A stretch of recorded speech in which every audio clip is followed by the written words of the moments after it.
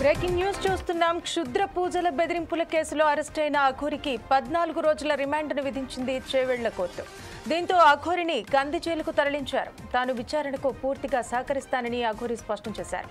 తన భార్య శ్రీవర్షిని తనతో పాటుగా ఉంటోందంటూ తెలిపారు. తెలుగు రాష్ట్రాలను వదిలి వెళ్లిన అఘోరిని తెలంగాణ పోలీసులు ఉత్తరప్రదేశ్లో అరెస్టు చేశారు.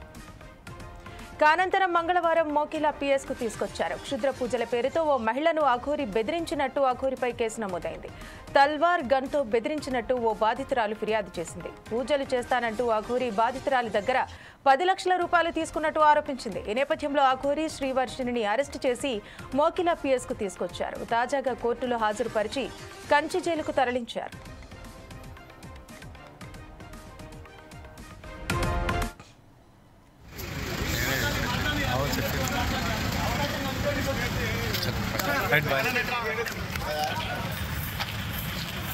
జిరాక్స్ కావాలి. ఒక్క నిమిషం ఫోన్ చేస్తున్నా, ఒక విజువల్ తీస్తున్నాను. క్షుద్ర పూజల బెదిరింపుల కేసులో అరెస్టైన అఘోరికి 14 రోజుల రిమాండ్ను విధించింది చేవెళ్ల కోర్టు.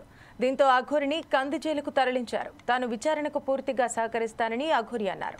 తన భార్య శ్రీవర్షిని తనతో పాటుగా ఉంటోందంటూ తెలిపారు. తెలుగు రాష్ట్రాలను వదిలి వెళ్లిన అఘోరిని తెలంగాణ పోలీసులు ఉత్తరప్రదేశ్లో అరెస్టు చేశారు. అనంతరం మంగళవారం మోకిలా పిఎస్కు తీసుకొచ్చారు.